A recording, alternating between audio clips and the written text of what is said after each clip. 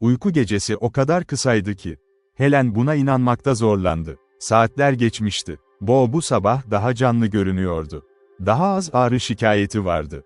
"Nel, rengin var," diye bağırdı Bo. "Gözlerin parlak. Sabah gerçekten güzel değil mi? O havada sarhoş olamazsın. Çiçek kokusu. Ve açım. Bo, ev sahibimiz yakında avlanma yeteneklerine ihtiyaç duyacak. Eğer bu iştah devam ederse," dedi Helen. Çizmelerini bağlarken saçlarını gözlerinden uzak tutmaya çalışıyordu. "Bak, büyük bir köpek var, bir tazı." Helen, Bo'nun işaret ettiği yöne baktı. Olağanüstü büyük bir köpek gördü. Siyah ve bej, uzun ve sarkık kulaklarıyla. Meraklı bir şekilde kulübelerinin kapısına doğru koştu, sonra durdu ve onlara baktı. Başı soyluydu. Gözleri karanlık ve hüzünlü parlıyordu. Ne dostane ne de düşmanca görünüyordu. "Merhaba, köpek, buyurun, sana zarar vermeyeceğiz," diye seslendi Bo. Ama sesi coşkusuzdu. Bu Helen'i güldürdü. "Bo, sen gerçekten çok lezzetlisin. O köpekten korkuyorsun." "Tabii. Acaba Dale'in köpeği mi?" "Öyle olmalı." Kısa süre sonra tazı gözden kayboldu. Kızlar kamp ateşinin başına geldiklerinde, meraklı köpek misafirini yerde yatarken gördüler. Kulakları o kadar uzundu ki yarısı yerde yatıyordu. "Pedro'yu sizi uyandırması için gönderdim," dedi Dale, onları selamladıktan sonra.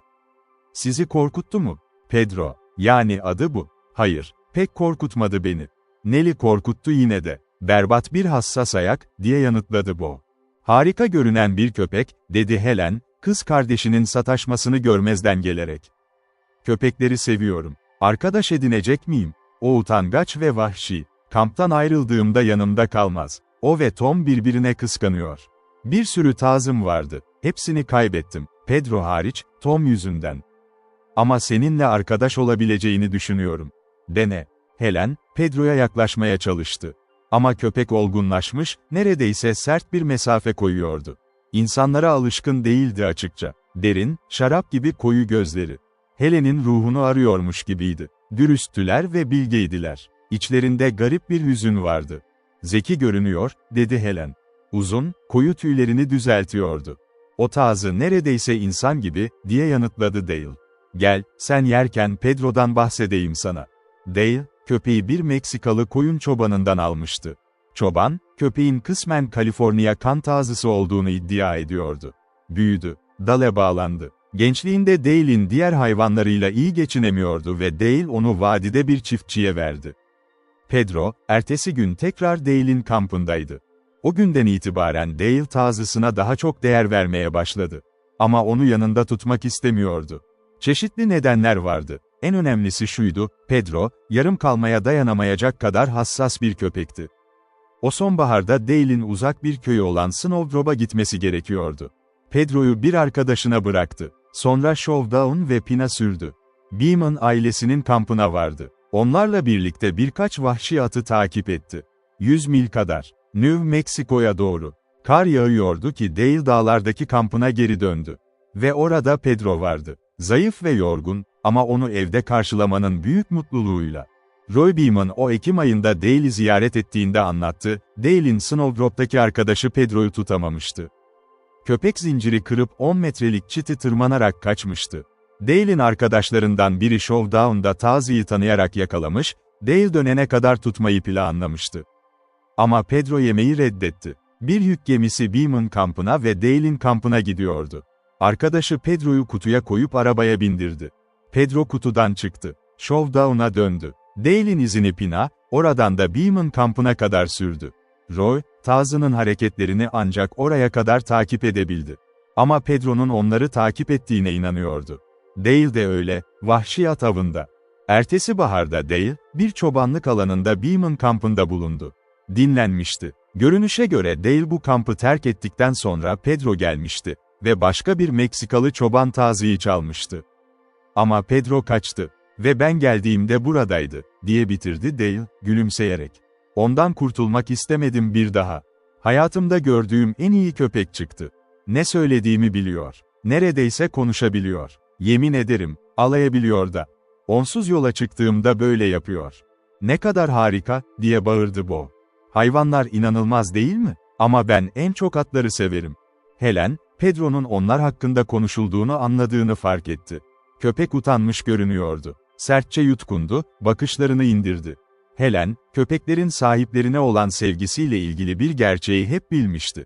Ama Dale'in anlattığı hikaye, şimdiye kadar duyduğu her şeyden daha garip ve daha güzeldi. O anda Puma Tom ortaya çıktı. Pedro'ya bakan kahverengi gözlerinde pek sevgi yoktu. Ama taze onu saymaya değer bulmadı. Tom, masanın örtüsünün diğer tarafında oturan Bo'ya doğru ilerledi, açıkça kahvaltıdan bir şeyler istiyordu. "Vay canına, görünüşünü çok seviyorum," dedi Bo. "Ama bu kadar yakınken etim sürükleniyor. Canavarlar da insanlar kadar tuhaftır," diye gözlemledi Dale. "Beğenileri ve sevmedikleri olur. Sanırım Tom sana ilgi duydu. Pedro da kız kardeşinle ilgilenmeye başladı." "Anlıyorum. Bu nerede?" diye sordu Bo. "Uyuyor ya da bir yerlerde. Şimdi, işimi bitirince, kızlar ne yapmak ister?" "Bin," dedi Bo, hevesle. "Ağrın ve sertliğin yok mu?" "Var. Ama umurumda değil. Üstelik amcamın yanına giderken Saint Joe yakınlarındaki çiftlikte binmeyi hep bir ağrı çaresi olarak bulmuşumdur." "Tabii, dayanabilirsen. Peki ya kız kardeşin?" dedi Dale, Helen'e dönerek. "Ah, dinleneceğim, sizi izleyeceğim ve hayal kuracağım," diye yanıtladı Helen. "Ama dinlendikten sonra aktif olmalısın," dedi Dale, ciddi bir şekilde. "Bir şeyler yapmalısın, ne olursa olsun, boş oturma." "Neden?" diye sordu Helen, şaşırarak. "Neden bu güzel, vahşi yerde boş durmayayım? Saatleri, günleri hayallerle geçirmek. Bunu yapabilirim. Ama yapmamalısın. Bunun benim için ne kadar kötü olduğunu öğrenmem yıllarımı aldı. Şu an her şeyimi, işimi, atlarımı, hayvanlarımı, hepsini bırakıp sadece uzanıp bakmak ve hissetmek istiyorum." "Görmek ve hissetmek, evet, demek istediğim bu olmalı. Ama neden, ne için? Güzellik ve renkler, vahşi, dağınık yamaçlar, gri kayalıklar, şarkı söyleyen rüzgar, huzur veren su, bulutlar, gökyüzü. Ve tüm bunların sessizliği, yalnızlığı, tatlılığı. Bir geri dönüş," dedi Dale. "Yapmayı sevdiğim ve en çok korktuğum şey. Bir adamı yalnız bir avcı yapan budur. Ve vahşi doğaya giden bir adamda bu his o kadar güçlü büyüyebilir ki." "Ne garip," diye mırıldandı Helen. "Ama bu beni asla bağlamaz. Ben medeni dünyada görevimi yaşamak ve yerine getirmek zorundayım." Helen'e göre Dale, bu samimi sözler karşısında neredeyse fark edilmeden küçüldü. "Doğanın yolları tuhaf," dedi. "Ben ona farklı bakıyorum. Doğa, seni vahşi bir duruma geri getirmeye en az senin kadar istekli, medenileşmeye. Ve eğer doğa kazanırsa, onun tasarımına göre yaşamak daha iyi olurdu." Bu sözler Helen'i şoke etti ama zihnini de harekete geçirdi. "Ben, vahşi mi? Aman tanrım," diye bağırdı. "Ama eğer bu mümkünse, doğanın tasarımı ne olurdu? Hayattaki görevinden bahsettin," diye yanıtladı Dale. "Bir kadının görevi çocukları olsun. Her türün dişisinin tek görevi vardır, kendi türünü çoğaltmak. Doğanın tek bir misyonu var, daha büyük güç, erkeklik, verimlilik, mutlak mükemmellik. Yani ulaşılmaz olan. Peki ya erkek ve kadının zihinsel ve ruhsal gelişimi, diye sordu Helen. "İkisi de doğanın tasarımına doğrudan engel oluyor.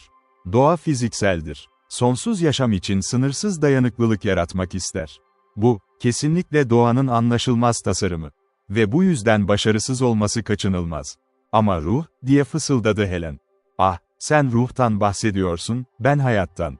Aslında aynı şeyi kastediyoruz. Sen buradayken biraz konuşacağız. Düşüncelerimi tazelemem lazım. Görünüşe göre ben de gitmeliyim," dedi Helen, yavaşça gülümseyerek. Ciddi ve düşünceli hale gelmişti. "Ama sanırım çamlarda hayal kurma riskini alacağım." Bo keskin mavi gözleriyle onları izliyordu.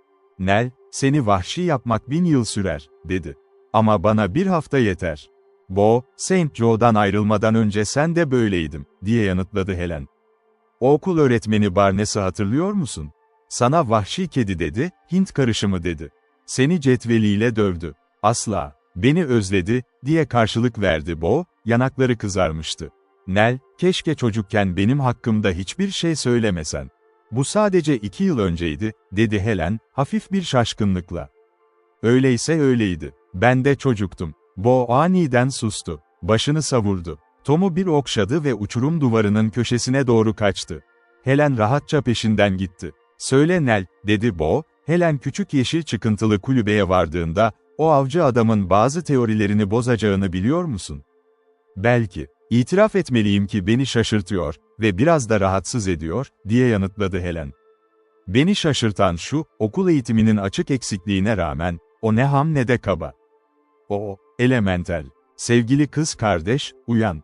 Adam harika. Ondan hayatında öğrendiğinden daha fazlasını öğrenebilirsin. Ben de öğrenebilirim. Kitaplardan hep nefret ettim zaten. Biraz sonra Dale, elinde birkaç dizginle yaklaştı.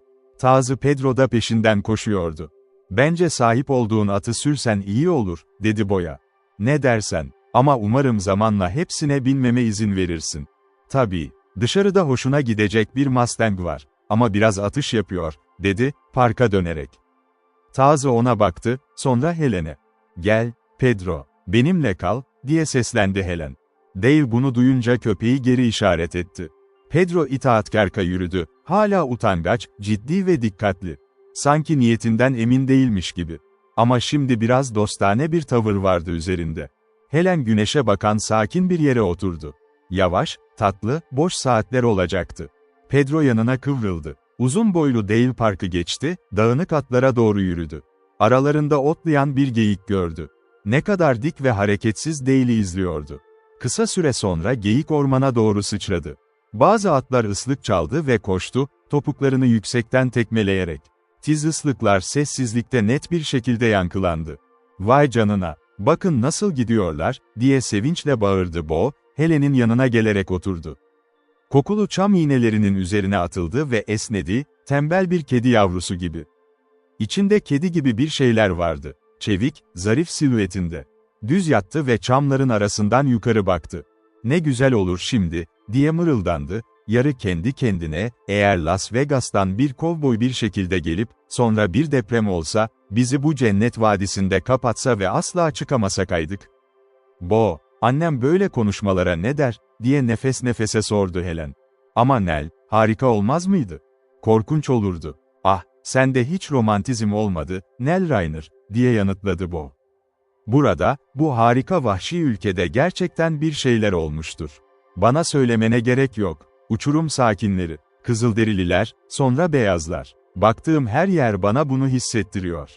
Nell, ayın insanlarını bir teleskopla görmeden inanmadan önce böyle bir şeye inanırsın. Neyse ki pratik ve mantıklıyım. Ama tartışma için, diye itiraz etti Bo, parlayan gözlerle, diyelim ki olabilir. Beni memnun etmek için, diyelim ki gerçekten burada kaldık, Dale ve trenden gördüğümüz o kovboyla birlikte. Hiçbir çıkış umudu olmadan kapatılmak. Sen ne yapardın? Vazgeçer misin? Özlem çekip ölür müsün? Yoksa hayat için ve verebileceğin her sevinç için savaşır mısın? Kendini koruma ilk içgüdüdür, diye yanıtladı Helen, derin ve garip bir heyecanla. Hayat için savaşırdım, tabii ki. Evet, gerçekten, ciddi düşününce böyle bir şeyin olmasını istemiyorum. Ama yine de, eğer gerçekten olsaydı, bundan gurur duyardım. Konuşurken Dale atlarla geri döndü. Kendi atını dizgile bağlayıp eğer yapabilir misin, diye sordu. Hayır, utanarak söylüyorum, diye yanıtladı Bo. O zaman öğrenme zamanı. Hadi, önce eğerlerken beni izle. Bo tamamen odaklanmıştı. Dale atının dizginini çıkardı, sonra yavaş ve sade bir hareketle tekrar ayarladı. Arkasını düzeltti, battaniyeyi salladı ve yarı katlayarak boya attı. Tam doğru pozisyonu göstermeye özen gösterdi. Eğeri belirli bir şekilde kaldırıp yerine koydu, daha sıkı tuttu. Şimdi sen dene, dedi. Helen'in gözünde Bo tamamen batılı bir kız olabilirdi. Ama Dale başını salladı ve onu tekrar yaptırdı. Daha iyiydi. Tabii ki eğer çok ağır, yukarı atlamak için. Bunu daha hafif biriyle öğrenebilirsiniz. Şimdi tekrar dizginleri tak. Ellerinden korkma, ısırmaz. Uçluğu yana kaydır. İşte orada. Şimdi bin işini görelim. Bo eğere bindiğinde Dale devam etti, hızlıca çıktın ve hafiftin, ama yanlış şekilde. Beni izle. Bo, Dale tatmin olana kadar birkaç kez binmek zorunda kaldı. Sonra Dale ona biraz uzaklaşmasını söyledi. Bo duyulmaz mesafeye çıkınca Dale Helen'e döndü, bir ata ördek suya alıştığı gibi alışır. Sonra binerek Bo'nun peşinden çıktı. Helen, onların parkın çimenli alanında koştuklarını izledi. Onlarla gitmediği için pişmanlık duydu. Sonunda Bo geri döndü, attan indi ve kendini yere attı. Yanakları kızarmıştı, gözleri parlıyordu, saçları dağınıktı, şakaklarında ıslak bukleler vardı. Ne kadar canlı görünüyordu. Helen'in duyuları bu zarafetle, bu cazibe ve canlılıkla heyecanlandı. Kız kardeşine duyduğu saf, fiziksel bir mutluluğun farkındaydı. Bo dinlendi ama uzun süre dinlenemedi. Kısa süre sonra bu dile oynamaya başladı. Sonra evcil geyiği elinden yemeye ikna etti. Helen'i yabani çiçeklere sürükledi, bazen meraklı, bazen düşüncesiz. Ve hızla uyuyakalıverdi. Helen'e çocukluğun artık sonsuza dek gittiğini hatırlatan bir şekilde. Dale saat 4 civarında onları yemeğe çağırdı. Güneş parkın batı duvarında kızarıyordu. Helen günün nereye gittiğini merak etti. Saatler hızla ve sakin geçmişti. Neredeyse hiç düşünmeden. Amcasının zorla alıkonulmasından duyduğu korku, haydutların onu avlıyor olması, bunlar düşüncelerinin kenarında belirsizce duruyordu. Ama nadir olarak sinir bozuyordu. Dale'in hayal ederek saatler geçirmek hakkında ne demek istediğini, şimdi somut ve tarif edilemez bir his olarak anlıyordu. Cennet Park'ın doğası, alışılagelen düşüncelere karşı geliyordu. Yeni düşünceler onu içine çekiyordu. Ama onlara at koymaya çalıştığında, sonunda yalnızca hissettiğini fark ediyordu. Yemek saatinde genellikle sessizdi. Dale'in bunu fark ettiğini ve dikkatini çekmeye ya da dağıtmaya çalıştığını gördü. Başardı, ama Helen bunu görmesine izin vermedi. Tek başına yürüyüp çamın altındaki yerine geçti. Bo bir kez yanından geçerken baştan çıkarıcı bir sesle bağırdı, "Vay Nell, romantikleşiyorsun." Helen'in hayatında akşam yıldızının güzelliği hiç bu kadar muhteşem görünmemişti. Alacakaranlık hiç bu kadar hareketli ve gölgeli olmamıştı. Karanlık hiç bu kadar yalnızlıkla yüklü. Bu onların ortamıydı. Vahşi bir eşlik, kurdun yasını, şelalesinin mırıltısını, bu ormanın garip adamını ve içinde barındırdığı yabancı unsurları. Ertesi sabah enerjisi geri gelince Helen, Bo'nun dersini paylaştı. Atını dizginleyip eğer yaptı ve bindi. Ama Bo çok hızlı ve sert sürüyordu. Helen'in onunla birlikte olması imkansızdı. Dale ise ilgili ve eğlenen ama endişeli bir ifadeyle zamanının çoğunu Bo ile geçiriyordu. Böylece Helen parkın her yerinde tek başına dolaştı. Boyutuna şaşırdı. Neredeyse her noktadan çok küçük görünen park, aslında büyük bir alandı. Atmosfer onu yanıltıyordu. Ne kadar net görebiliyordu. Mesafeyi tanıdık şeylerin büyüklüğüyle değerlendirmeye başladı. Parkın en uzak noktasında bir at gerçekten çok küçük görünüyordu. Orada burada biniyordu, karanlık, hızlı, küçük derelerin üzerinden. Son derece berrak ve kehribar renkliydiler, neredeyse uzun çimenlerin arasında gizleniyorlardı.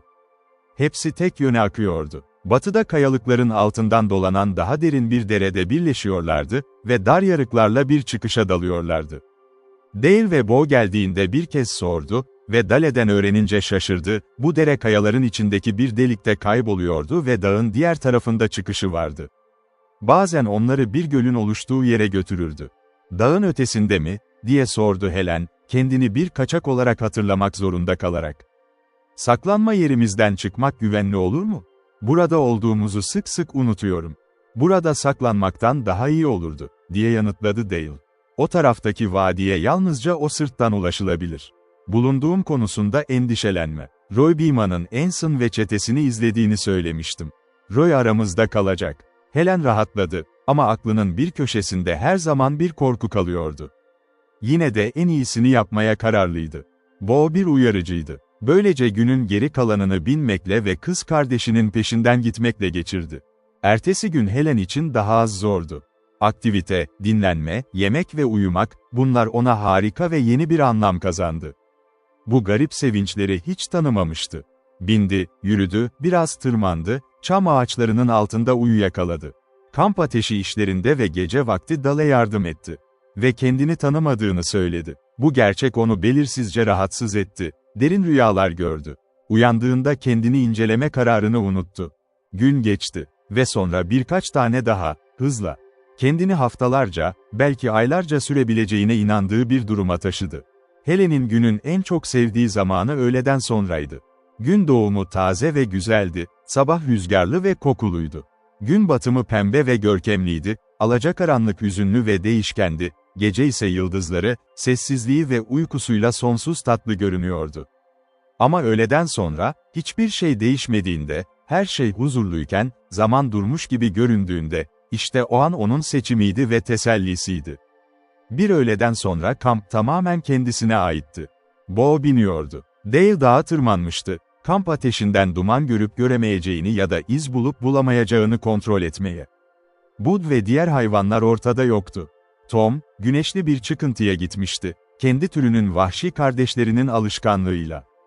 Pedro ise bir gecedir görünmüyordu. Helen bunu kaygıyla fark etmişti. Ama onu unutmuştu. Tam da bu yüzden, 3 bacakla kampa topallayarak giren köpeği görünce daha çok şaşırdı. "Neden, Pedro? Kavga ettin. Buraya gel," diye seslendi. Tazı suçlu görünmüyordu. Ona doğru topallayarak yürüdü ve sağ patisini kaldırdı. Hareket son derece belirgindi. Helen yaralı uzvu inceledi ve kısa süre sonra parmaklarının arasına derinlemesine gömülmüş, midye kabuğuna benzeyen bir parça buldu. Yara şişmiş, kanlıydı ve açıkça çok acı veriyordu. Pedro mızmızlandı. Helen parmaklarının tüm gücünü kullanarak çıkardı onu. Pedro uludu. Ama hemen minnettarlığını gösterdi, elini yalayarak. Helen patisini yıkadı ve sardı. Dale döndüğünde olayı anlattı. Sonra sordu, "Bu nereden çıktı? Dağlarda kabuk var mı?" "Bir zamanlar bu topraklar denizin altındaydı," diye yanıtladı Dale. "Seni düşündürecek şeyler buldum." "Denizin altında," diye şaşırdı Helen. Böyle bir şeyi kitapta okumak başkaydı. Ama burada, bu yüksek zirvelerin arasında fark etmek bambaşka bir gerçekti. Dale ona her zaman bir şeyler gösterirdi ya da anlattı. Her seferinde onu şaşırtan bir şeydi. "Bak buraya," dedi bir gün. "Bu küçük titrek kavak grubunu ne düşünüyorsun?" Parkın daha uzak tarafındaydılar, büyük bir çam ağacının yanında. Orman burada dağınık ladin çizgileri ve kavak korularıyla parka saldırıyordu gibi görünüyordu. Küçük kavak yığını Helen'in gördüğü yüzlercesinden farklı değildi. "Özellikle bir şey görmüyorum," diye yanıtladı Helen, şüpheli. "Sadece küçük bir titrek koru. Bazıları çok küçük, bazıları daha büyük ama hiçbiri çok büyük değil. Ama yeşil ve sarı yaprakları dalgalanıyor ve titriyor. Bu sende kavga ve mücadele düşüncesi uyandırmıyor mu?" "Kavga mı? Hayır, kesinlikle değil," diye yanıtladı Helen. Ormanda görebileceğiniz en iyi savaş, mücadele ve bencillik örneklerinden biri bu," dedi. "Gel, ben ve Bo'ya ne demek istediğimi göstereyim." "Hadi Nell," diye coşkuyla bağırdı Bo. "Gözlerimizi biraz daha açar." Helen hiçbir isteksizlik duymadan onlarla birlikte küçük kavak yığınına gitti. "Toplam yaklaşık 100 ağaç var," dedi Dale. "Ladinlerin gölgesindeler ama doğudan ve güneyden güneş ışığı alıyorlar. Bu küçük ağaçların hepsi aynı fidanlardan geldi. Hepsi aynı yaşta. Şu 4'ü, mesela 10 feet ya da daha yüksek ve bilek kalınlığında. İşte en büyükleri. Yapraklarının ne kadar dolgun olduğuna bak. Diğerlerinin çoğunun üzerinde duruyor. Ama yanındaki 4'ünün üzerinde o kadar da değil. Hepsi birbirine çok yakın duruyor. Çoğu başparmağımdan büyük değil. Bak ne kadar az dal var. Ama hiçbiri aşağıda değil. Ne kadar az yaprak var. Tüm dalların nasıl doğuya ve güneye doğru uzandığına bak, yapraklar da tabii ki aynı yöne bakıyor. Bir dalın diğerinden nasıl ayrıldığına bak. Bu güneş ışığı için bir mücadele. İşte 1, 2, 3 ölü ağaç. Bak, onları koparabilirim. Ve şimdi aşağıya bak. İşte 5 feet yüksekliğinde, 4 feet yüksekliğinde küçük ağaçlar, sadece bir ayak yüksekliğindekiler. Ne kadar solgun, narin, kırılgan ve sağlıksız. Çok az güneş ışığı alıyorlar. Diğer ağaçlarla birlikte doğdular. Ama eşit bir başlangıçları olmadı. Pozisyon belki de her şeyi belirliyor. Dale kızları küçük koruluğun içine götürdü, her şeyi göstererek anlattı. Çok ciddiydi. Su ve güneş için bir mücadele olduğunu anlıyorsunuz.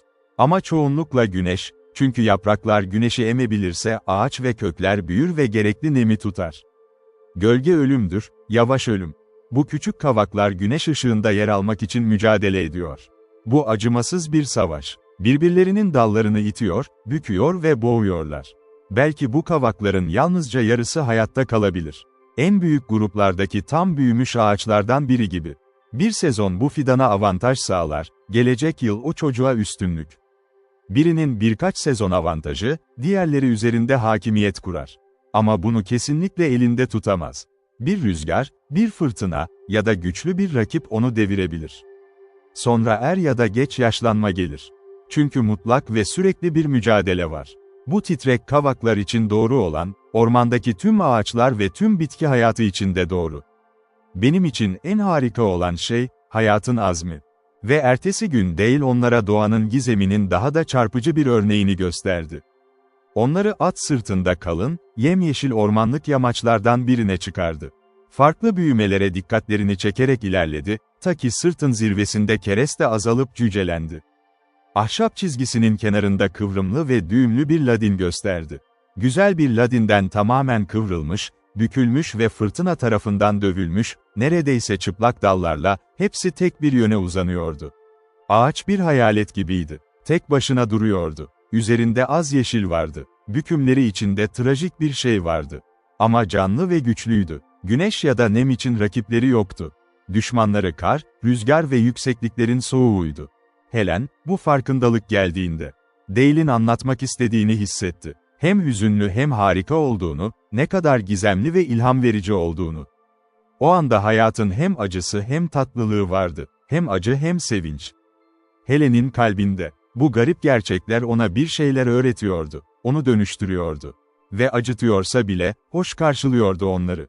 Kırılırsa seni bineceğim, boynum, diye tutkuyla nefes nefese söyledi Bo. Eldivenli yumruğunu Grimidilli'ye savurdu. Dale yakında duruyordu, yüzünde geniş bir gülümsemeyle. Helen duyulabilir bir mesafedeydi, parkın kenarından izliyordu. Öyle büyülenmişti ki boyu durdurmak için seslenemiyordu bile. Küçük gri Mustang güzeldi, temiz uzuvlu ve alacalı, uzun siyah yelesi ve kuyruğuyla, ince ve enerjik bir kafasıyla. Sırtında bir battaniye bağlanmıştı ama eğer yoktu. Bo kısa bir halteri tutuyordu. Burnunun etrafında hekamor düğümü vardı. Ceketi yoktu. Bluzu ot ve tohumlarla kaplıydı. Boynu açıktı, saçları gevşek ve dağınıktı. Yüzünün bir tarafında ot ve toprak lekesi vardı, kan şüphesi de. Diğer tarafı kırmızı ve beyazdı. Gözleri parlıyordu. Alnında ter damlacıkları belirmiş, yanaklarında ıslak izler parlıyordu. Haltere baskı yapmaya başladı. Ateşli midilliye daha da yaklaşıyordu. İnce şeklinin hatları öne çıkıyordu, ince ve güçlüydü. Bo, Dale'in Mustang'ını binmek istiyordu ve o konuda kararlıydı. Ama 6 kez fırlatılmıştı. Yenilginin sahnesi olan park, kalın yosun ve çimenleriyle düşmesi için yumuşak yerler sağlıyordu. Bu durum Gri Mustang için de açık bir dezavantajdı. Dale onu dizginlemedi. Çünkü dizgin yoktu. Çıplak sırta binmek daha zor olsa da, yaralanma riski daha azdı. Bo her şeye tam bir hevesle ve coşkuyla başlamıştı. Mustang'ı sevmek ve okşamak istemişti, ona, Pony, adını koymuştu. Açıkça bir macera bekliyordu. Gülen, kararlı yüzü özgüveni yansıtıyordu. Pony önce oldukça iyi durmuştu. Sonra Bo kayıncaya kadar fırladı, sinirlendi ya da fırlatıldı. Her düşüşten sonra Bo daha az gülümseyle, daha çok ruhla sıçrıyordu. Ta ki şimdi Batı'nın bir atını ustalaşma tutkusu aniden içinde canlandı. Artık eğlenceli değildi. Helen ve Dale'in hayranlığını kazanmak için bir sirk numarası değildi. Sorun artık Bo ile Mustang arasındaydı. Pony doğruldu. Burun kıvırdı, başını salladı ve ön ayaklarıyla patiklerini vurdu. "Onu aşağı çekin," diye bağırdı Dale. Bo'nun fazla ağırlığı yoktu ama gücü vardı. Tüm gücüyle çekti ve sonunda midilliyi yere indirdi. "Şimdi sıkı tutun, ipi alın ve üstüne girin," diye seslendi Dale. "İyi, ondan kesinlikle korkmuyorsunuz. Bunu görüyor. Şimdi tutun, onunla konuşun. Bineceğinizi söyleyin, biraz okşayın. Bıraktığınızda titrerken yelesini tutun, zıplayın ve bacağınızı üzerinden geçirin. Sonra ayaklarınızı altına alın, olabildiğince sert ve yapışın." Helen, Bo için bu kadar korkmasaydı, diğer hislerin tadını çıkarabilirdi. Sürünen, soğuk heyecanlar içinde Bo, esnek ve hızlı, bir kolunu ve bir bacağını Pony'nin üzerinden kaydırdı ve meydan okurcasına bir çığlıkla doğruldu. Pony başını aşağı saldı, ayaklarını kaldırdı ve tek bir sıçrayışta zıplamaya başladı. Bo bu sarsıntıya tutundu ve devam etti. "Ona biniyorsun," diye bağırdı Dale. "Şimdi dizlerinle sertçe sık, ipinle kafasına vur. İşte böyle. Biraz bekle, onu yeneceksin." Mustang, Dale ve Helen'in yanında parkı sarsarak koştu. Birkaç kez boyu yükseklere fırlattı. Ama Bo geri kayıyor ve bacaklarıyla tutunuyordu. Fırlatamıyordu onu. Birden Pony başını kaldırıp koşmaya başladı. Dale, Bo'nun zafer çığlığına cevap verdi. Ama Pony 50 feet koşmamıştı ki tökezledi ve düştü. Boyu çok sertçe fırlattı, kafasını öne. "Şans, iyi şans," dedi Dale sonradan, bataklık bir yere indi. İvmenin gücüyle yüzüstü birkaç metre kaydı, ıslak yosun ve siyah çamurda. Helen bir çığlık attı ve ileri koştu. Dale boya ulaştığında onu dizlerinin üstüne çökerken buldu. Kaldırdı ve onu yarı taşıyarak bataklık alandan çıkardı. Bo tanınmaz durumdaydı. Baştan ayağa damlayan siyah çamurla kaplıydı. "Ah, Bo, yaralandın mı?" diye bağırdı Helen. Belli ki Bo'nun ağzı çamurla doluydu. "P, su, t, ah, of," diye kekeledi. "Acı mı?" "Hayır, ne yaptığımı gördün mü?" "Dale, o at güneşin darbesiyle beni yere düşürmedi. O düştü, ben de kafasının üzerinden geçtim." "Doğru, onu gerçekten bindin ve tökezleyip seni 1 mil uzağa attı," diye yanıtladı Dale. "Neyse ki bataklıkta düştün. Şanslısın. Gözlerin ve burnu kapalı mı?" "Oo, çamurla doluyum ve benim güzel, yeni binici kıyafetim." Bo'nun sesinden ağlamaya hazır olduğu belli oluyordu. Helen Bo'nun yaralanmadığını fark edince, gülmeye başladı. Kız kardeşi şimdiye kadar gördüğü en komik nesneydi. "Nell Rainer, bana mı gülüyorsun?" diye sordu Bo. Haklı bir hayret ve öfke içindeydi. "Ben mi güldüm?" "He asla, Bo," diye yanıtladı Helen. "Görmüyor musun? Sadece. "Görüyor muyum? Aptal, gözlerim çamurla dolu," diye parladı Bo. "Ama seni duyuyorum. Ben, intikamımı alacağım." Dale de gülüyordu, ama sessizce. Bo şu an kör olduğundan bunu fark edemiyordu. Kampa ulaşmışlardı. Helen yere çöktü ve daha önce hiç gülmediği şekilde güldü. Yere yuvarlandığında, gerçekten önemli bir kahkahaydı bu. Dale büyük bedenini titretirken bir havlu aldı ve kaynaktan ıslatarak Bo'nun yüzündeki çamuru silmeye çalıştı. Ama Bo bunu istemedi. Suya götürülmesini istedi. Orada diz çöktü, su sıçrattı, gözlerini yıkadı. Sonra yüzünü, sonra dağınık saç tellerini. "O Mustang boynumu kırmadı ama yüzümü çamura sapladı. Bunu düzelteceğim," diye mırıldandı, ayağa kalkarken. "Lütfen havluyu bana ver." "Vay canına, Milt Dale, gülüyorsun." "Affedersiniz, Bo, ben, ah. Dale sarsılarak uzaklaştı, yanlarını tutarak. Bo onun ardına baktı, sonra tekrar Helen'e. "Sanırım tekmelenmiş, ezilmiş ve ölmüş olsaydım gene gülerdiniz," dedi. Sonra eridi. "Ah, güzel binici takımım. Ne karmaşa, bir manzara olurum. Nell, o vahşi midilliye bindim. Bindim onu, benim için bu yeter. Sen dene, istediğin kadar gül." Komikti. "Ama benimle barışmak istiyorsan, kıyafetlerimi temizlememe yardım et." Gece geç saatlerde Helen, Dale'in Pedro'yu sertçe çağırdığını duydu. Hafifçe endişelendi. Ama hiçbir şey olmadı ve kısa sürede tekrar uyudu. Sabah yemeğinde Dale açıkladı. "Pedro ve Tom dün gece huzursuzdu.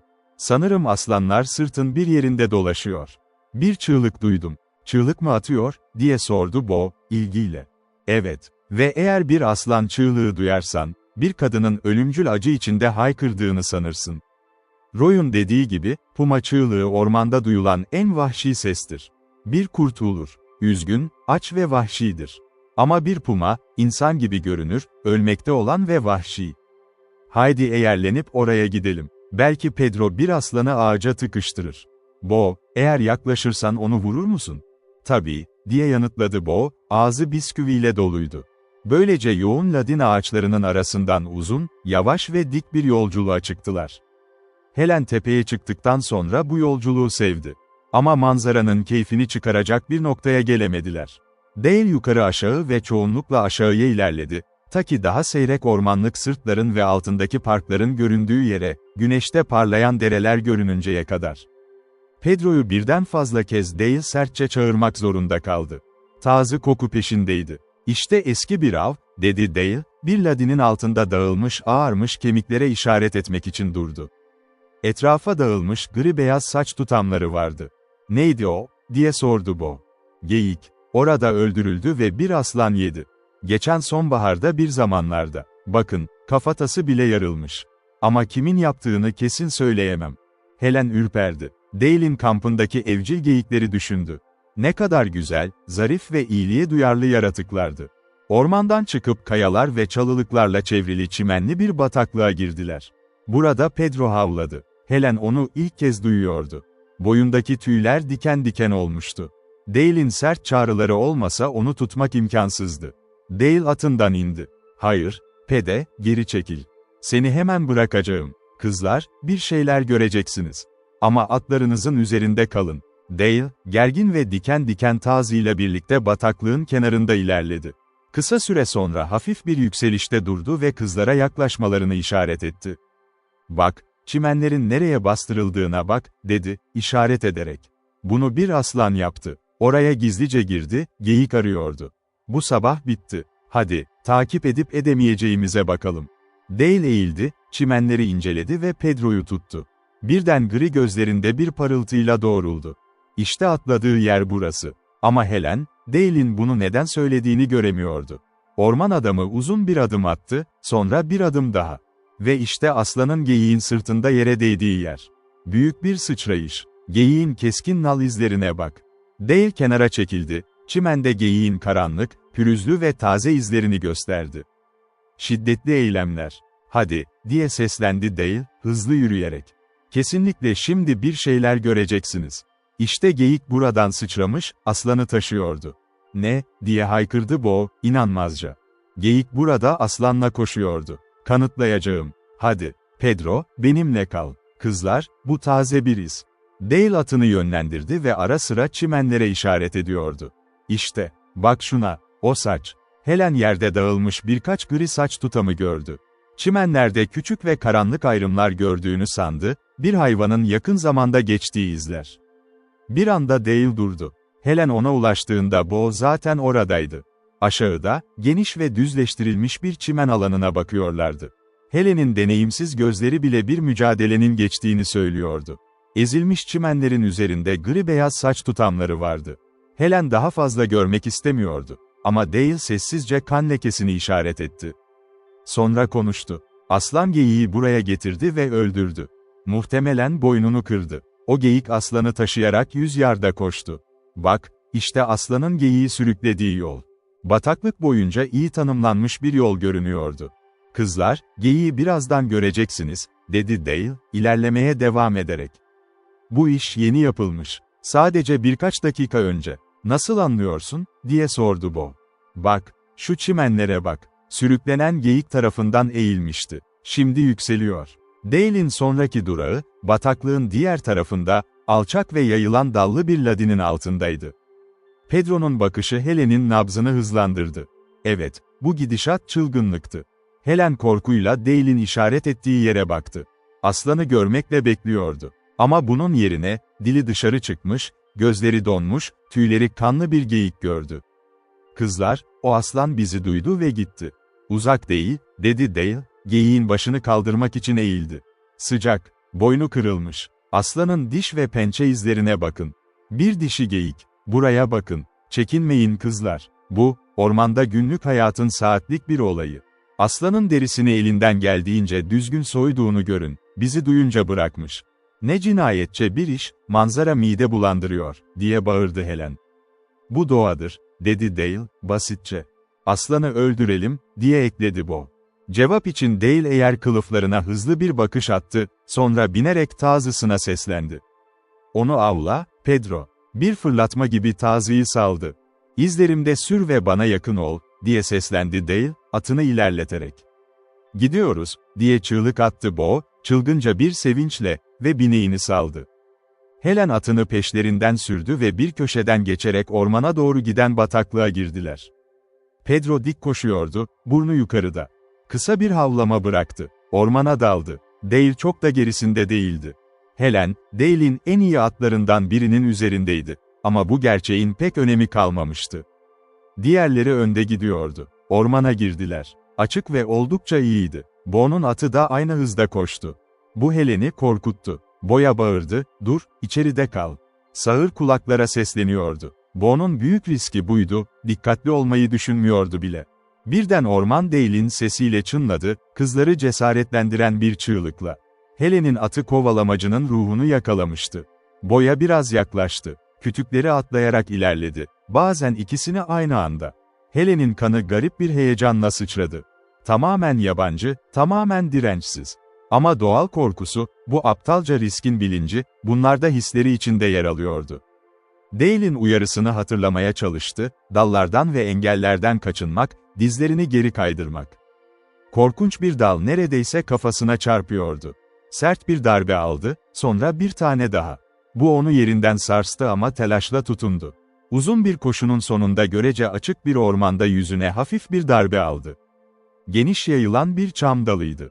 Bo yalnızca 1 santim farkla kurtulmuştu. 1 santim farkla sağlam bir dal onu ikiye bölecekti. Pedro ve Dale Helen'in görüş alanından çıktı. Sonra boyu kaybetmeye başladı. Ve o anda şunu hissetti, ormanda kaybolup bırakılmaktansa daha büyük riskler almayı tercih ederdi. Atını ilerletti. Dale'in sesi geri geldi. Sonra rüzgar ve çalılar her şeyi parçalıyordu. Hava çam kokusuyla yoğun ve kestireydi. Helen, Tazı'nın vahşi ve hevesle dolu körfez sesini duydu. Ve Pedro'nun aslanı gizleneceği yerden çıkardığına inandı. Daha da heyecanlanmıştı. Sonra hız yavaşladı. Bir ağaç engeli Helen'i geciktirdi. Dale'in çok uzakta bir yamacı tırmandığını gördü. Orman çınlayan çığlığıyla doluydu. Helen garip bir şekilde düz zemin buldu ve eski hızına döndü. Sonra Bo'nun sağa gittiğini gördü. Dale de o yönden bağırıyordu. Helen peşinden gitti, ormandan çıktı ve başka bir parka yavaşça inerken hızlandı. Açıklığa ulaştığında, Bo'yu neredeyse o dar açıklığın karşı tarafında gördü. Helen bineğini zorlamak zorunda kalmadı. Kıkırdadı ve öyle hızlı daldı ki Helen sevinç ve korkudan bir arada çığlık atardı, nefessiz kalsaydı. Atı yumuşak zemini geçemedi. Dizlerinin üstüne çöktü ve Helen, başının üzerinden eğerden süzülerek düştü. Yumuşak söğütler ve ıslak çimen düşüşü engelledi. Yaralanmamış olduğunu fark etmesine şaşırdı. Fırladı ayağa. Bu yeni Helen Rainer'ı kesinlikle tanımıyordu. Atı yaklaşıyordu. Sabırlıydı ama acele etmek istiyordu Helen. Deneyimini mümkün olan en hızlı şekilde tamamladı ve bununla gurur duydu bile. Bunu Bo'ya söyleyecekti. Ama tam o anda Bo gözden kayboldu. Ormana fırladı. Helen o yeşil yapraklara doğru oldukça yükselmişti. Çalıları ve dalları kırıyordu. Açık ormana girdi. Bo içerideydi. Çam ve ladin arasında bir koridorda yürüyordu. O anda Helen, Dale'in melodik sesini yakından duydu. Daha açık bir ormana giriyorlardı. Kayaların arasında, orada, Dale'in bir çam ağacının altında atından indiğini ve Pedro'nun ağaç gövdesine pati attığını gördü. Bir dalın üstünde, kocaman bir tavni renkli aslan. Tıpkı Tom gibi. Bo'nun atı yavaşladı, korku gösterdi. Ama Dale'in atına kadar ilerledi. Helen ise daha fazla yaklaşmayı reddetti. Durdurmakta güçlük çekiyordu onu. Kısa süre sonra atından indi, dizginini bir kütüğe bağladı ve koştu. Nefes nefese ve korkmuştu. Ama her yeri karıncalanıyordu. Kız kardeşine ve Dale koştu. "Nell, hassas bir ayak için gayet iyi iş çıkardın," dedi Bo. "Güzel bir kovalamacaydı," dedi Dale. "İkiniz de iyi bindiniz. Keşke kendi performansınızı görebilseydiniz. Yerde aslanı gördüm. Zıpladı, uzun sıçrayışlarla, kuyruğu havada. Çok komikti. Ve Pedro neredeyse yakalamıştı onu. Bu beni korkuttu, onu öldürürdü." Pedro ağaca yakın olduğunda, işte orada. Sarı geyik katili. Erkek ve tam yetişkin. Bununla birlikte Dale tüfeğini eğer kılıfından çıkardı ve beklentiyle Bo'ya baktı. Ama Bo büyük bir ilgi ve hayranlıkla aslanı seyrediyordu. "Ne kadar güzel değil mi?" diye patladı.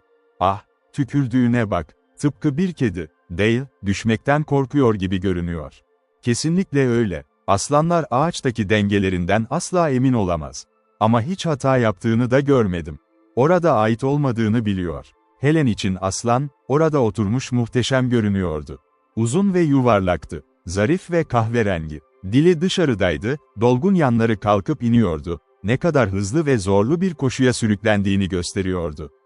Helen'i en çok etkileyen, yüzündeki şeydi. Tazı'ya bakarken, korkmuştu. Tehlikesini fark etmişti. Helen onu öldürülürken izleyemezdi. Ama Bo'dan bunu yapmamasını istemek için kendini de zorlayamıyordu. Hassas bir ayak olduğunu kabul etti. "Hadi Bo, ne kadar iyi atıcı olduğunu görelim," dedi Dale. Bo yavaşça hayranlık dolu bakışlarını aslandan çekti. Pişmanlıkla gülümsedi. "Fikrimi değiştirdim. Onu öldüreceğimi söyledim ama şimdi yapamıyorum. Hayal ettiğimden çok farklı bakıyor." Dale'in cevabı nadir görülen ısıtıcı bir anlayış ve onay gülümsemesiydi. Helen'in kalbi ona doğru yöneldi. Ama eğlenmişti de. Silahını kınına koydu ve atına bindi. "Hadi Pedro," diye seslendi. "Gel, diyorum," diye sertçe ekledi. Peki, kızlar, zaten onu ağaca sıkıştırdık ve eğlenceliydi. Şimdi geri döneceğiz. Geyiği öldürdü, kemp için bir geyik toplayacağız. Aslan tekrar avına dönecek mi, diye sordu Bo. Birini öldürmesinden yarım düzine kez kovaladım. Aslanlar burada bol değil ve aşırı beslenmiyorlar. Bence denge güzel. Bu son sözler Helen'i meraklandırdı. Ve yavaş geri dönüşte Dale konuştu. Siz kızlar, orman hayatını bilmiyorsunuz ve naziksiniz.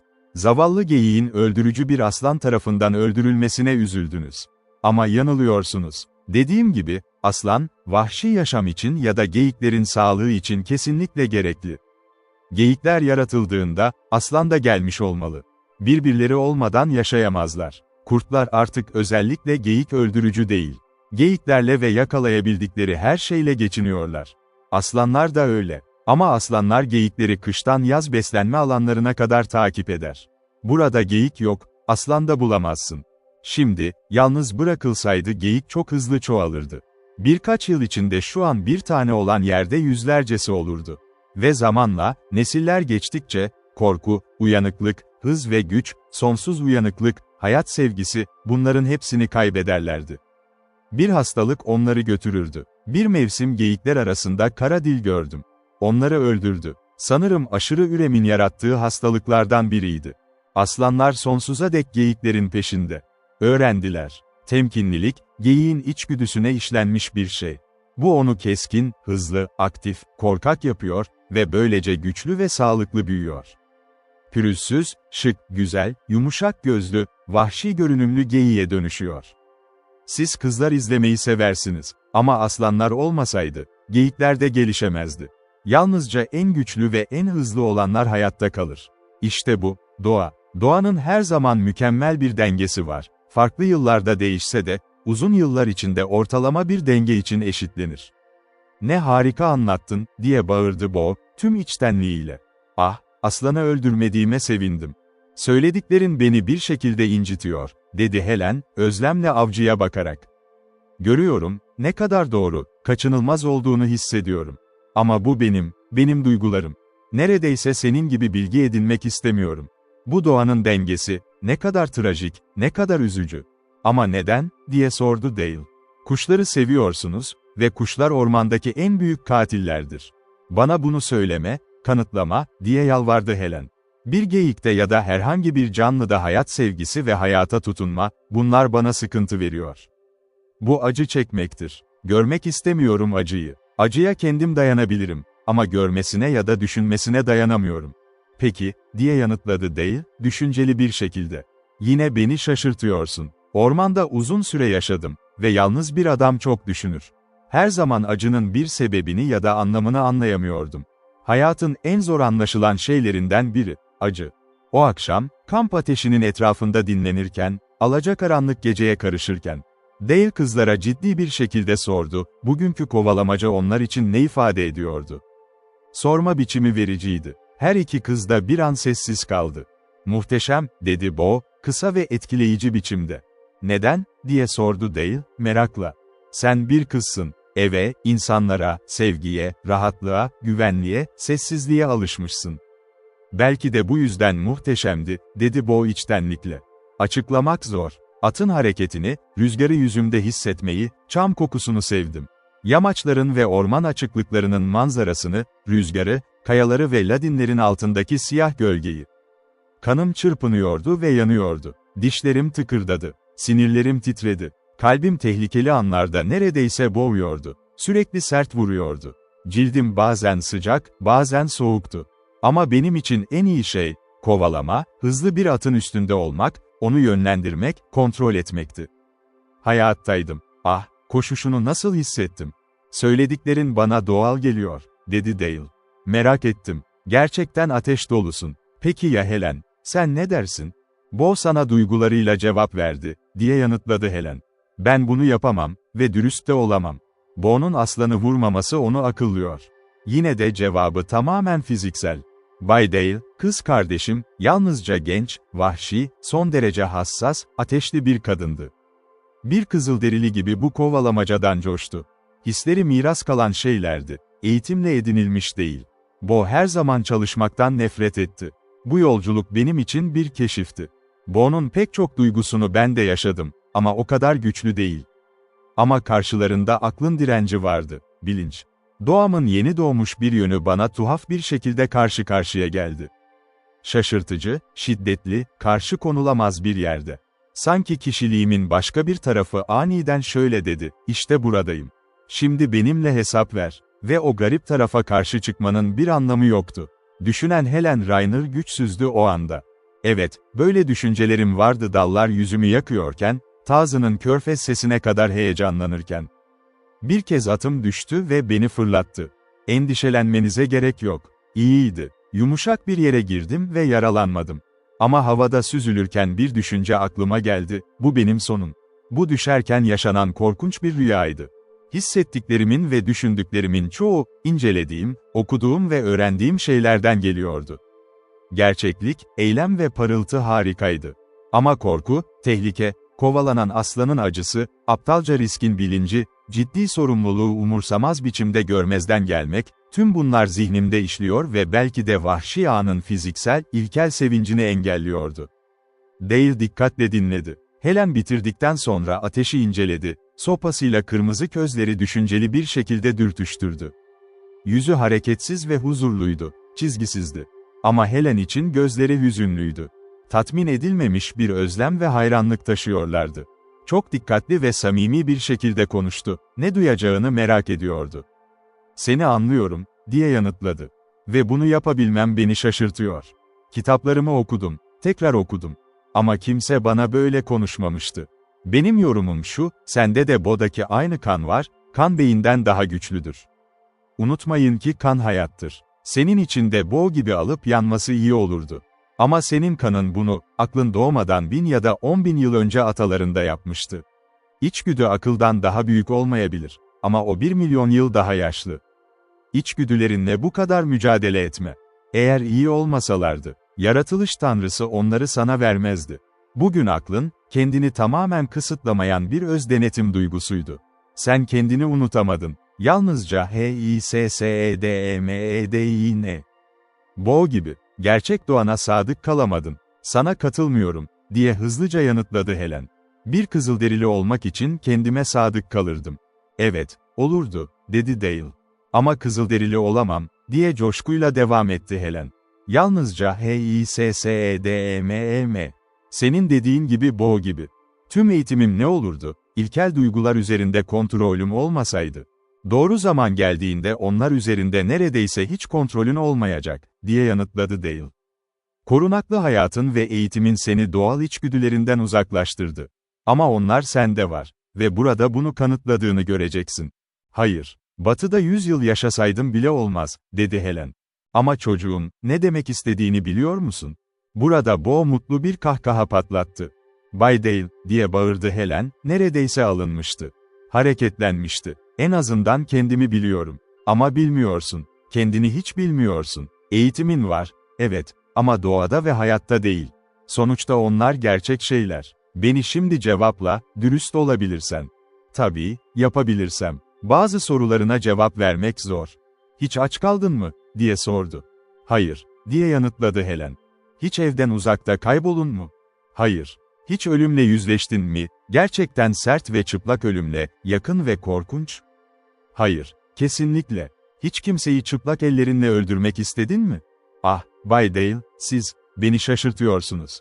Hayır, hayır. Son sorumun cevabını biliyorum. Ama yine de soracağım. Hiçbir erkeğe öyle deli gibi aşık oldun mu ki, onsuz yaşayamayacağını hissettim. Bo yüksek, titrek bir kahkahayla koltuğundan düştü. Ah, siz ikiniz harikasınız. Şükürler olsun, olmadım, diye kısaca yanıtladı Helen. O zaman hayat hakkında hiçbir şey bilmiyorsun, dedi Dale, kesin bir şekilde. Helen buna kapılmamalıydı, şüpheli ve rahatsız olsa da. Bunların hepsini yaşadın mı, diye inatla sordu. Sonuncusu hariç hepsi. Aşk bana hiç gelmedi. Nasıl gelsin ki? Yalnız yaşıyorum. Kızların olduğu köylere nadiren gidiyorum. Hiçbir kız umursamıyor beni. Hiçbir şeyim yok. Ama yine de aşkı biraz anlıyorum. Yaşadığım güçlü duygularla karşılaştırarak. Helen avcısını izledi ve onun sadeliğine hayran kaldı. Hüzünlü ve delici bakışları ateşteydi. Sanki beyaz kalbinde bir sır onu reddediyordu. Hiçbir kızın onu asla sevmeyeceğini söylemişti. Kızların doğası hakkında, ormanın hayatı hakkında bildiklerinden çok daha az şey bildiğini hayal etti. Kendime dönecek olursak, dedi Helen, tartışmaya devam etmek isteyerek. Kendimi tanımadığımı ilan ettin. Kendimi kontrol edemeyeceğimi. Edeceğim. Hayatın büyük şeylerini kastediyordum, dedi Dale, sabırla. Hangi şeyler? Sana söylemiştim. Sana hiç olmayan şeyleri sorarak ne olacağını öğrendim. O deneyimler bana gelecek, diye haykırdı Helen, inanmazca. Asla. Rahibe Nell, kesinlikle gelecekler. Özellikle sonuncusu, deli aşk, diye söyledi Bo, yaramazca ama inançla. Ne Dale ne de Helen onu duymadı. Daha basit ifade edeyim, diye başladı Dale. Kafasını zorluyordu açıkça. Anlatmak istediği büyük ve net ifade edemediği bir inanç vardı içinde. İşte buradayım, doğal ve fiziksel bir adam, vahşi doğada yaşıyor. Ve işte sen geliyorsun, karmaşık, entelektüel bir kadın. Şimdi burada olduğunu unut. Diyelim ki koşullar seni burada kalmaya zorladı. Benimle çalışmak ve hayatı sürdürmek zorundasın. O zaman harika bir şey olmalı. Ya sende ya da bende, diğerinin etkisiyle değişmek. Ve ben değişimin sende olması gerektiğini görüyorum. Benden üstün olduğun için değil, ama çevremiz yüzünden. Karmaşıklığını kaybederdin. Ve yıllar içinde doğal, fiziksel bir kadın olurdun. Çünkü fiziksel olarak yaşıyor olurdun. Ah canım, eğitim batılı kadına yardımcı olmaz mı, diye sordu Helen, neredeyse umutsuzlukla. Tabii olur, diye yanıtladı Dale, hızlıca. Batının ihtiyacı olan kadınlar çocukları yetiştirebilir ve öğretebilir. Ama beni anlamıyorsun. Derinin altına inemiyorsun. Argümanımı hissettiğim gibi sana gösteremiyorum. Ama güven bana. Er ya da geç uyanacaksın ve kendini unutacaksın. Unut. Nell, bahse girerim sen de öyle yapacaksın, dedi Bo, ciddi bir şekilde ona bakarak. Garip gelebilir sana, ama Dale'i anlıyorum. Ne demek istediğini anlıyorum. Bir tür şok içindeyim. Nell, göründüğümüz gibi değiliz. Hayal ettiğimiz gibi de değiliz. İnsanlarla çok uzun yaşadık, dünyadan çok uzakta. Biliyorsun, İncil şöyle der, sen tozsun ve toza döneceksin. Nereden geliyoruz? Günler geçti. Her sabah Helen, bugünün ne getireceğini merak eden bir soruyla uyanırdı. Amcadan haber gelebilirdi. Bu haber er ya da geç gelmeli ve o bunu bekliyordu. Ama basit, vahşi kamp hayatı onu sarmaya başlamıştı. Batıya getirdiği kıyafetlere gösterdiği günlük özen azalmıştı. Onların ne kadar yüzeysel olduğunu görmeye başlıyordu. Öte yandan kamp ateşi görevleri artık bir zevk haline gelmişti. Bu konuda Bo'dan bile daha çok şey biliyordu.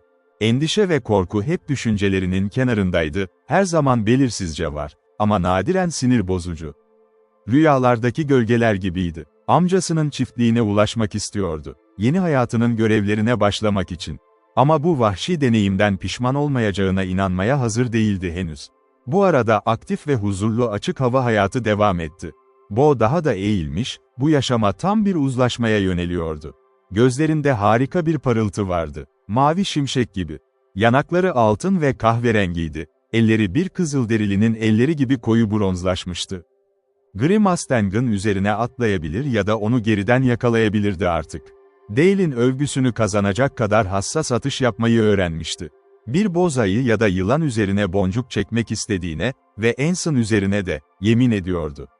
Bo, eğer Dale'in son zamanlarda kampta dolaştığından bahsettiği o boz ayıyı tanıdıysan, bir ağaca tırmanırdın, dedi Helen bir sabah, Bo özellikle böbürlenirken. Kendini kandırma, diye karşılık verdi Bo. Ama seni bir fareden kaçarken gördüm. Abla, bir fareden korkuyayım ama ayıdan korkmayayım mı? Nasıl yapacağını göremiyorum. Ayılar, aslanlar, haydutlar ve diğer vahşi şeylerle karşılaşmak batıda şart. Kararım kesin, dedi Bo, yavaşça başını sallayarak.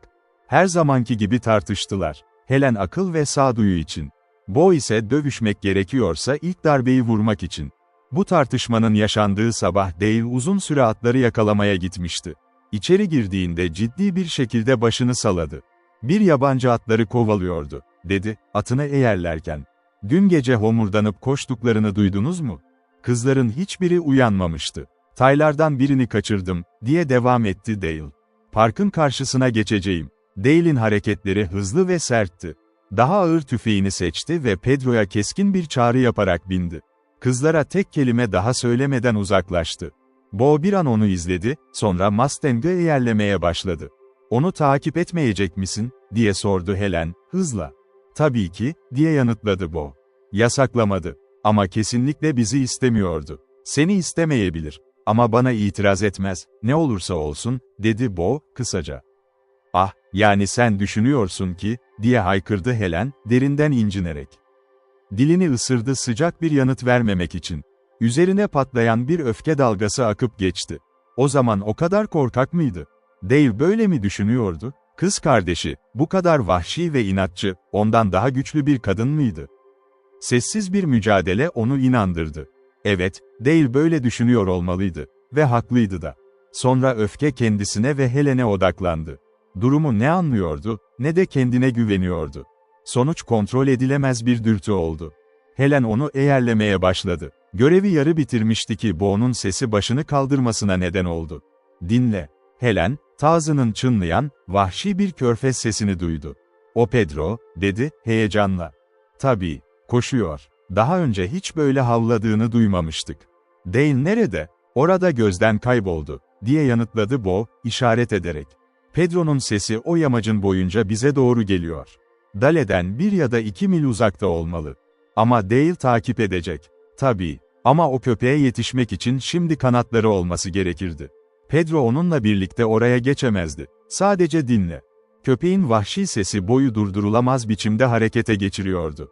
Dale'in hafif tüfeğini kaptı, eğer kılıfına soktu. Mustang'ın üzerine atlayarak parkın aşağısına, Pedro'nun tırmandığı yöne doğru koşturdu. Bir an Helen anlatılamayacak bir hayranlıkla durdu. Bo büyük bir kütüğün üzerinden geçtiğinde, sanki bir kule koşucusu gibi. Helen de düşünmeden o dürtüye cevap verdi. Telaşla eğerini bitirdi. Ceketsiz ve şapkasız bindi. Gergin at neredeyse eğere binmeden önce kaçtı. Garip bir şey, damarlarında keskin bir titreme akıyordu. Çığlık atmak istedi Bo'nun beklemesi için. Ama Bo gözden kaybolmuştu. Derin, çamurlu izler ve uzun çimenlerin arasından geçen patika Helen'e kolay bir yol sunuyordu. Aslında atının rehberliğe ihtiyacı yoktu. Parkın kenarındaki çalılar arasından girip çıktı. Aniden bir köşeyi döndüğünde gri Mustang'ın hareketsiz durduğunu gördü. Bo başını kaldırmış dinliyordu. "İşte o," diye bağırdı Bo. Köpek çınlayan sesiyle bağırırken, bu sefer daha da yakından, hızla uzaklaştı. Helen'in atı ısrar etmeden peşinden gitti. Çok heyecanlıydı. Kulakları yukarıdaydı. Havada bir şeyler uçuyordu. Helen bu kırık uçta hiç sürmemişti. Bo'yu takip etmek kolay değildi. Bataklıkların, derelerin, küçük kayalık sırtların ve ağaçlıkların üzerinden geçti. Titrek korular o kadar yoğundu ki Helen zar zor geçebiliyordu. Sonra Bo Park'ın büyük ve açık bir koluna çıktı, dağın tam altındaki eğimde. Orada durmuş, atını izleyerek dinliyordu. Helen ona ulaştı. "Bak, bak," Bo'nun çığlığı Mustang'ını neredeyse dik durdurdu. Helen yukarı baktığında, buzlu tüylü büyük kahverengi bir ayının yamaçtaki bir açıklıktan ağır ağır yürüdüğünü gördü. "Bu bir boz ayı. Pedro'yu öldürecek." "Ah, Dale nerede?" diye bağırdı Bo, yoğun bir heyecanla. "Bo, o ayı koşuyor. Biz gitmeliyiz. Onun yolundan," diye nefes nefese söyledi Helen. Dale yakında olmaya vakti yoktu. "Ah, keşke gelseydi. Ne yapacağımı bilmiyorum. Geri dön. En azından onu bekle." Tam o anda Pedro farklı konuştu. Vahşi havlamalarla. Ardından yüksek bir hırlama ve çalılıklarda çarpma sesleri geldi. Bu sesler yamaçtan, çok uzakta değil. "Nell, duyuyor musun? Pedro ayıyla savaşıyor," diye patladı Bo. Yüzü solgunlaşmıştı. Gözleri mavi çelik gibi parlıyordu. "Ayı onu öldürecek." "Ah, bu korkunç olurdu," diye yanıtladı Helen, sıkıntıyla. "Ama dünyada ne yapabiliriz ki?" "H-E-L-L-O, D-A-L-E," diye seslendi Bo, sesinin en yüksek tonunda. Cevap gelmedi. Ağır çalı gürültüsü, yuvarlanan taşlar, başka bir hırlama. Yamaçtan gelen sesler Helen'e tazının ayını uzaklaştırdığını söylüyordu. "Nell, yukarı çıkıyorum," dedi Bo, kararlı bir şekilde. "Hayır, hayır, deli misin?" diye karşılık verdi Helen. "Ayı Pedro'yu öldürecek. Seni öldürebilir. Sen o tarafa bin ve Dale'i bağır," diye karşılık verdi Bo. "Ne yapacaksın?" diye nefes nefese sordu Helen. "Ayıya ateş edeceğim, korkutacağım. Beni kovalarsa yamaç aşağı inerken yakalayamaz." Dale bunu söyledi. "Delisin," diye bağırdı Helen. Bo duymadı ya da umursamadı. Mustang'ı kışkırttı, at vahşice koşmaya başladı, topuklarından ot ve toprak fırlattı. Helen ne yapacağını bilmiyordu o an. Ama gerçek şu ki, atı Mustang değildi. Bir anda Bo altın ve ormanın yeşili içinde kayboldu. Helen'in bineği koşarak tırmandı, homurdandı ve titredi. Çalılıklar ve keresteler arasından geçerek dar bir alana çıktı, yamaç boyunca uzanan uzun bir açıklık. Önünde ani ve uzun bir çarpma sesi Helen'i alarma geçirdi. Atını durdurdu. Bir titreme gördü. Sonra, devasa kahverengi bir canavar kedi gibi ormandan fırladı. Kocaman bir ayıydı. Helen'in kalbi durdu. Dili ağzının tavanına yapıştı. Ayı döndü. Ağzı açık, kırmızı ve damlıyordu. Dağınık ve griydi. Korkunç bir ses çıkardı. Helen'in her kası dondu. Atı yükseklere atıldı ve yana, neredeyse havada dönerek, korkusuyla kişnedi. Taş gibi yerden düştü. Atın ormana doğru koştuğunu duydu. Ama gözleri ayıdan ayrılmıyordu. Düşerken bile, sırtı dönüp dik bir pozisyonda duruyor gibi görünse de, bir çalı onu tuttu. Ayı devasa başını sağdan sola salladı. Sonra, köpek yakında havlarken, ağır bir şekilde yukarı doğru koşmaya başladı ve açıklıktan çıktı. Kaybolduğu an, Helen için çöküş anıydı. Donmuştu. Dehşetle hareket edemiyor, hissedemiyor, düşünemiyordu. O an, titriyor, soğuk ve çaresiz bir et kütlesiydi. Terle ıslak, hasta, içi sarsılıyordu. Aklı felç edici bir şoktan özgürleşmişti. O an, ayının kükremesi kadar korkunçtu. Sert, buzlu, siyah bir duygu onu ele geçirdi. Elini kaldıramıyordu. Ama tüm vücudu titriyordu. Boğazında bir çırpınma, boğulma hissi vardı. Sonra o ezici ağırlık hafifleşmeye başladı. Uzuvlarını tekrar kullanabiliyordu. Çıplak ve korkunç şey yok oldu. Bir kabus gibi bilinçten çekilip gitti. Ne kutsanmış bir rahatlama. Helen deli gibi etrafa baktı. Ayı ve köpek gözden kaybolmuştu. Atı da öyle. Dizlerinin üstüne kalktı. Çok baş dönmesi ve güçsüz hissediyordu. Boyu düşünmek onu hayata bağladı. Soğuk uçlarında farklı bir yaşam ve his aktı. Dinledi. Yamaçtan aşağı nal sesleri duydu, sonra Dale'in net ve güçlü sesi. Cevap verdi. Dale ormandan fırlamadan önce göründü, sert biniyordu ve atını yönlendiriyordu. Bu arada tamamen iyileşmişti. Ateşli korucuyu aniden durdurmak için ona ulaştığında dizgini yakaladı ve hızla atına bindi. Eğerde farklı hissetti. Dale'in keskin gri bakışı onu garip bir şekilde heyecanlandırdı. "Beyazsın, yaralandın mı?" dedi. "Hayır, korktum. Ama o mu seni fırlattı?" "Evet, kesinlikle devirdi." "Ne oldu?" "Taziyi duyduk ve ormanda sürdük. Sonra ayını gördük, bir canavar, beyaz ceketli." "Biliyorum, bir boz ayı. Tayı öldürdü, evcil hayvanımı." "Acele et." "Peki ya Bo?" "Pedro ayıyla savaşıyordu. Bo onu öldüreceğini söyledi ve hemen yanına gitti. Atım da peşinden geldi. Onu durduramazdım. Ama Bo'yu kaybettim. Tam orada ayı çıktı. Kükredi. Atım beni fırlattı ve kaçtı. Pedro'nun havlaması beni kurtardı. Sanırım hayatımı. Ah, bu berbattı. Sonra ayı yukarı çıktı. Orada. Ve sen geldin. Bo, köpeğin peşinden gidiyor, diye gürledi Dale. Ellerini ağzına kaldırdı ve eğime doğru bir çığlık attı, uçurumları çınlattı, kırıldı ve yok oldu. Bekledi, dinledi. Yamaçın en uzağından hafif, vahşi bir çığlık geldi. Tiz perdeli ve tatlıydı, garip yankılar yaratıyor, uçurumlarda ölmek için süzülüyordu. "Onun peşinde," diye bağırdı Dale, kararlı bir şekilde. "Bo'nun tüfeği var," dedi Helen. "Ah, acele etmeliyiz. Sen geri dön," diye emir verdi Dale, atını sürerken. "Hayır," Helen, o kelimenin dudaklarından kurşun gibi çıktığını hissetti. Dale Ranger'ı teşvik etti ve açık yamaça çıktı. Helen peşinde kaldı, ta ki kereste ulaşana kadar. Burada dik bir patika yukarı çıkıyordu. Dale atından indi. "At izleri, ayı izleri, köpek izleri," dedi, eğilerek. "Buradan yürüyeceğiz. Hem atları hem de zamanı kurtarır." "Bo orada mı biniyor?" diye sordu Helen, dik tırmanışı izleyerek. "Kesinlikle." Dale atını yönlendirerek yürümeye başladı. Helen takip etti. Zorlu ve sarp bir tırmanıştı. Hafif giyinmişti ama kısa sürede sıcak, yorgun ve kalbi ağrımaya başladı. Dale dinlenmek için durduğunda Helen düşmeye hazırdı.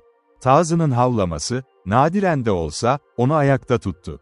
Ama kısa süre sonra o ses kayboldu. Dale, ayı ve tazının sırtın üzerinden geçtiğini, zirveye ulaşınca tekrar duyacaklarını söyledi. "Şuraya bak," dedi Dale, hemen taze izlere işaret ederek. Bo'nun Mustang'ının yaptığı daha büyük izler. Geyik izleri. "Büyük bir boğayı korkuttuk, tam önümüzde. Dikkatli ol, onu göreceksin." Helen daha önce hiç bu kadar sert ve hızlı tırmanmamıştı. Zirveye ulaştıklarında tamamen bitik haldeydi. Tek istediği atına binmekti. Dale, ormanlık sırtın tepesinden batı ucuna doğru ilerledi. Bazı yerlerde açık kayalık zemin, bazı yerlerde yeşil kereste. Dale bir burna işaret etti. Helen, gökyüzünde silüet oluşturan muhteşem bir geyik gördü. Açık griydi arkasında, omuzları ve başı siyahtı. Ağır ve geniş yayılan boynuzları üzerinde yükseliyordu. Vahşiliğini artırıyordu. Vadiye muhteşem bir duruşla bakıyordu. Şüpheyl Tazı'nın sesini dinliyordu. Dale'in atını duyunca, boynuzlarını zarif ve harika bir şekilde taşıyarak yeşilin içinde kayboldu. Yeniden çıplak bir zeminde Dale aşağıya işaret etti. Helen büyük bir tur gördü, parmaklar arasına giren izler. Onu ürpertti. Boz ayı izleriydi. Bu sırt tepesinde sert binmek mümkün değildi. Bu da Helen'e nefesini toparlamak için zaman tanıdı. Sonunda, tam zirveye çıktıklarında, Dale Tazı'nın sesini duydu. Helen'in gözleri uzaktaki vahşi ve engebeli ihtişama bakıyordu. Sonra bu batı yamacına baktı, ayaklarının dibine uzanan yavaş inişi, seyrek ormanlığa ve koyu yeşil kanyona. "Şimdi sert sür," diye bağırdı Dale. "Boyu görüyorum, yetişmem gerekecek." Dale yamaçtan aşağı hızla ilerledi. Helen onun izinden gitti. Öyle hızlı dalıyordu ki, korkudan saçları dikildi. Ondan uzaklaşıyordu. Bazen at birkaç kez dizlerinde kaydı, bu tehlikeli anlarda ayaklarını üzengiden çıkardı. Düşerse kurtulmak için, yolu seçmesine izin verdi. Dale bakıyor, daha ileriye bakıyor. Boyu görmeyi umuyordu. Sonunda ödüllendirildi. Ormanlık bankın aşağısında gri Mustang'ın parıltısını ve Bo'nun saçlarının parlak ışıltısını gördü. Kalbi şişti. Dale yakında Bo'yu yakalayacak ve onunla tehlikenin arasına girecekti. Ve tam o anda, Helen farkında olmadan olağanüstü bir değişim yaşadı ruhunda. Korku onu kaybetti. Sıcak, coşkulu ve anlaşılmaz bir şey onu ele geçirdi. Atının koşmasına izin verdi. Eğimin dibine düştüğünde açık bankta öyle bir hızla ilerledi ki rüzgar yanaklarını ısırıyor, kulaklarında kükreyordu. Dale'i gözden kaybetti. Bu ona garip ve kasvetli bir sevinç verdi. Hevesli bakışlarını eğdi. Atın izlerini buldu. Bo'nun Mustang'ının, ayının ve tazının izlerini de seçti. Atı belki kokuyu alarak ve yalnız bırakılmaktan korkarak güçlü adımlar attı. Kütüklerin ve çalılıkların üzerinden yelken açıyordu. Açık bank kısa görünüyordu ama uzun sürdü. Geride kalmayacaktı. Riskin umursamazlığına uyanmıştı. İçinde sürekli yanan bir şey vardı. Kasvetli, sert bir sevinç öfkesi. Başka bir açık ve yavaş inişin çok aşağısında. Dale'in boyu geçtiğini gördü. Bo küçük Mustang'a daha önce hiç olmadığı gibi biniyordu. Ve sonra Helen'i ateşleyen bir delilik geldi, onu yakalamak, o harika kovalamacada yenmek. Helen Rainer'ın derinliklerinde gerçekten ne olduğunu kendine ve Dale göstermek. Hedef kısaydı, ilerideki toprak manzarasından tahmin etti. Ama o uçan bir mil yolculuktu, yanaklarını her zaman beyazlaştıran ve derisini yakan bir anı olarak kalacaktı. Açık alan çok kısaydı. O gürleyen tempo kısa sürede Helen'in atını ormana sürdü. Tüm gücünü kullanarak ölü düşüşlerin üzerinden ve küçük çam fidanlarının arasından hızlı bir uçuş. Helen boyu gözden kaybetti ve aklının tümünü zorlayacağını fark etti. İzi takip etmek zorundaydı, bazı yerlerde at sırtından görmek güçtü. Üstelik atı güçlüydü, iyice tahrik olmuştu ve özgürce hareket ediyordu. Helen izi kaybetti, ağaçlardan ve dallardan çeşitli darbeler aldı. Köpeğin sesini duyamıyordu, Dale'i de değil. Çamlar küçüktü, birbirine yakın ve sertti. Bükülmek zordu. Helen ellerini acıttı, yüzünü kaşıttı, dizlerini vurdu. At aniden kendi istediği yöne gitmeye karar verme alışkanlığı edinmişti. Ve fidanlar arasından geçişi neredeyse imkansız hale getiriyordu.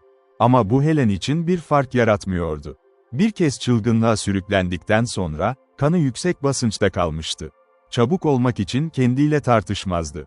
Neredeyse kör eden bir baş darbesi bile onu yavaşlatmadı. At neredeyse hiç tutulabilir değildi. Açık yerde az. Sonunda Helen başka bir yamaça ulaştı. Kanyon kenarına çıktığında Dale'in net çağrısını duydu. Derinlerden. Bo'nun ise yüksek ve delici bir sesle cevap verdiğini duydu, coşkulu vahşilik notası vardı sesinde. Helen ayrıca ayının sesini duydu. Ve bu kanyonun dibinde, Tazi'ye karşı dövüş. Burada Helen yine Dale ve Bo'nun izlerini kaybetti. İniş geçilmezdi. Kenar boyunca geri sürdü, sonra ileri. Sonunda toynakların derin sürüdüğü yeri buldu. Küçük bankların üzerinden aşağıya. Helen'in atı bu sıçrayışlara karşı tereddüt etti. Onu azarlayınca boynu üzerine öne doğru gitti. Doğrudan yokuş aşağı sürüş gibiydi. Deli kovalamaca ruhu Helen'e karşı daha da keskin etkileniyordu, engeller büyüdükçe. Sonra, bir kez daha köpeğin körfez sesi ve ayının çığlığı, atının şeytanını uyandırdı. Keskin bir meydan okuma kıkırdaması yaptı. Öne doğru atıldı. Dik ve yumuşak kıyılardan aşağı indi. Kalın çalılıklar ve fidanlar arasından geçerek önündeki taş ve toprak çığa dönüşüyordu. Bir banktan düştü, ama bir kavak çalılığı onu tuttu. Geri sıçrayıp ayağa kalktı. Dövüş sesleri kesilmişti ama Dale'in heyecan verici çağrısı çam kokulu havayı dolduruyordu. Helen farkında olmadan yamacın eteğindeydi artık. Dar bir kanyon yatağı, kayalar ve ağaçlar dolu, akan suyun yumuşak uğultusu kulaklarını dolduruyor. İzler her yerdeydi. İlk açık alana geldiğinde boz ayının kumlu bir çubuktan suya atladığı yeri gördü. Burada Pedro ile savaşmıştı. O savaşın izleri kolayca okunuyordu. Sonra aşağı akıntıda Helen daha da pervasız ve muhteşem bir binişe girdi. Açık düz zeminde at harikaydı. Bir kez dere boyunca sıçradı. Her dalışta, her dönüşte Dale ve Bo'nun karşısına çıkmasını bekliyordu, ayıyla birlikte. Kanyon daraldı. Dere yatağı derinleşti. Yavaşlamak zorundaydı. Ağaçların ve kayaların arasından aşağıya indi. Oldukça beklenmedik bir şekilde. Dale, Bo ve nefes nefese Pedro'ya çarptı. Atı durdu, diğer atların tiz kişnemelerine cevap verdi. Dale, Helen'e hayranlıkla baktı. "Söyle, ayıyla tekrar karşılaştın mı?" diye boş bir sesle sordu. "Hayır, onu öldürmedin mi?" Helen nefes nefese, yavaşça eğere gömüldü. Kayaların arasında kaçtı. Burada zorlu arazi var. Helen atından kaydı ve hafifçe nefes nefese bir rahatlama çığlığıyla indi. Kanlı, kirli, dağınık ve terle ıslaktı. Binicilik kıyafeti paramparça olmuştu. Her kası yanacak, her kemiği kırılmış gibi hissediyordu. Ama her şeye değmişti. Dale'in derin bakışıyla buluşmak, Bo'nun tamamen inanmaz şaşkınlığını görmek için. "Nell, Rainer," diye nefes nefese Bo. "Eğer atım ormanda daha iyi olsaydı, bu dağdan inerken bu kadar zaman kaybetmeseydim, seni yakalamıştım." "Geçmişlitim," diye nefes nefese konuştu Helen. "Kızım, o son yamaçtan aşağı mı bindin?" diye sordu Dale. "Kesinlikle," diye yanıtladı Helen, gülümseyerek. "Biz her adımda yürüdük ve şanslıydık ki indik," diye yanıtladı Dale, ciddi bir şekilde. "Orada hiçbir at binilmemeliydi. Kaymış olmalı." "Kaydık, evet, ama ben devam ettim." Bo'nun şaşkınlığı, merak ve hayranlığa dönüştü. Kelimeler yetmiyordu. Dale'in nadir bir gülümsemesi çekimini değiştirdi. "Üzgünüm, bu benim aceleci bir hareketimdi. Geri döneceğini sanmıştım. Ama her şey yolunda bittiği için iyi." "Helen, bugün uyandın mı?" Gözlerini indirdi. Sorgulayan bakışlarla karşılaşmak istemiyordu. "Belki, biraz," diye yanıtladı ve yüzünü elleriyle kapattı. Sorularını hatırladı, hayatın gerçek anlamını gösterdiği güvence, inatçı düşmanlığının, bilmediğini bilmemekten bir şekilde utanıyordu. Ama uzun sürmedi. "Kovalamaca harikaydı," dedi. "Kendim de bilmiyordum." "Haklıydın. Beni kaç şekilde buldun, değil mi?" diye sordu. "Sanırım hepsi, bir hariç," diye yanıtladı, gülerek ve ürpererek. "Şimdi neredeyse açlıktan ölüyorum. Bo'ya o kadar öfkeliydim ki boğacak kadar. O korkunç vahşiyle yüzleştim. Ah, kormanın ne demek olduğunu biliyorum artık. Yolculukta 2 kez kayboldum. Tamamen. Hepsi bu." Bo dilini buldu. "Son şey, çılgınca aşık olmandı, değil mi?" "Dale göre, bunu bugünkü yeni deneyimlerime eklemeliyim. Gerçek hayatı bilmek için," diye yanıtladı Helen, çekingen bir şekilde. Avcı arkasını döndü. "Hadi gidelim," dedi, ciddi bir şekilde.